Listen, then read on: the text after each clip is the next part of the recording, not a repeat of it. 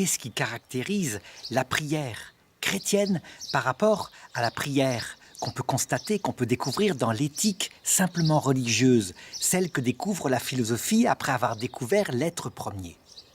Eh bien, la prière, dans l'éthique religieuse, s'adresse à un être dont on ne connaît pas le cœur. C'est ça la caractéristique première. On connaît uniquement cet être premier à travers ses œuvres, un peu comme on connaîtrait un ingénieur à travers l'ordinateur qu'il a structuré. La prière chrétienne consiste à s'adresser à un être qui est connu. Et c'est ce que dit Jésus explicitement. « Je ne vous appelle plus serviteur, car le serviteur ne sait pas ce que fait son maître, mais je vous appelle ami, parce que tout ce que j'ai entendu de mon Père, je vous l'ai fait connaître. » C'est dans l'Évangile selon saint Jean, chapitre 15, verset 15. Ça change tout.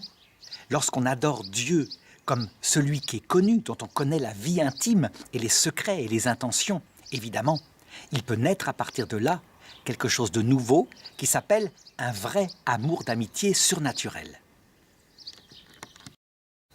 C'est donc d'abord notre intelligence, notre connaissance de l'ami qui est surnaturalisée. Mais attention, ce n'est pas tout. Si la révélation chrétienne était uniquement quelque chose de donné à l'intelligence, Jésus n'aurait fait qu'un discours. Mais ce n'est pas que cela. C'est la possibilité réelle, objective, d'un véritable amour d'amitié avec une intimité avec cet être connu, cet être dont on connaît le cœur. Et c'est ce que dit Jésus. Jean chapitre 14, verset 23.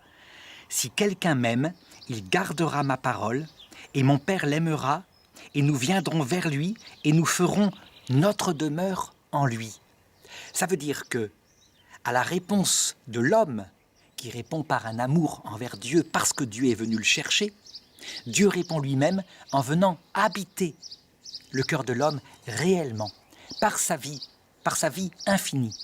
Et donc évidemment, cette relation d'intimité à Dieu est tellement bouleversante puisque c'est quelque chose de vivant, quelque chose non seulement de ressenti mais de compris, même si c'est encore dans l'obscurité de la foi. C'est une vie nouvelle. On peut la qualifier de véritable vie nouvelle et ceux qui l'expérimentent sont transfigurés de l'intérieur. C'est comme si tout prenait un sens nouveau. Alors on pourrait dire en conséquence, tout est changé et la relation à Dieu va être une relation, je dirais, comme de l'amour pur, où il n'y a plus autre chose que de l'amour tendre et réciproque. En réalité, tout est gardé, mais tout est transfiguré. D'ailleurs, Jésus le dit, « En vérité, vous adorerez le Père maintenant, non plus sur un lieu, sur une montagne, mais en esprit et en vérité. » Ça veut dire que, puisque ce Dieu est connu, mais c'est le même Dieu qui a créé l'univers, et parce qu'il habite dans le cœur, on peut dire que l'adoration qui avait déjà été découverte en éthique religieuse, elle demeure. Mais on n'adore pas un étranger, un ingénieur grandiose. On adore quelqu'un qui est aimé tendrement et qui habite dans le cœur parce qu'on connaît son cœur. Ça change tout, mais l'adoration est toujours là.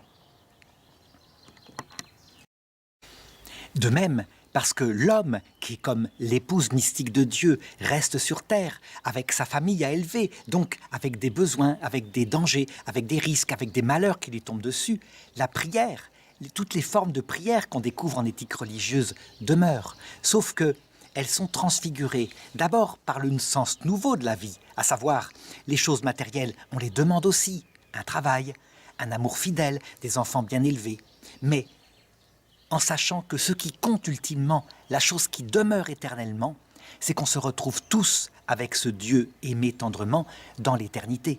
Et donc, les choses de la terre deviennent comme moins importantes, deviennent comme des moyens nécessaires, mais des moyens par rapport à la seule chose qui compte ultimement, que tout le monde entre, si possible, dans l'éternité. De même, la contemplation philosophique dont j'avais parlé, qui s'épanouissait en sagesse, pour connaître Dieu lui-même autant que possible soit faite par la raison seule, en intelligence de ses intentions, donc si obscurément comprises, en particulier par rapport à la souffrance, et en science concernant les créatures, eh bien, tout cela est transfiguré par cette révélation de Jésus-Christ. Ça veut dire que la sagesse va jusqu'au cœur de Dieu, l'intelligence des intentions de Dieu va jusqu'à comprendre pourquoi il nous met sur terre provisoirement, et les nécessités de cette purification du cœur, puisque la terre n'est qu'une première étape de cette purification. Et enfin, un regard sur les créatures qui portent en elles toute une aspiration à l'éternité et qui seront exaucées, nous dit la Révélation, en entrant dans l'autre monde, y compris, pourquoi pas, pour les espèces animales et pour les animaux individuellement, puisqu'ils reçoivent une récompense d'animaux, comme il est logique, puisque Dieu a créé pour l'éternité un monde adapté à l'homme dans sa plénitude, corps, âme, esprit.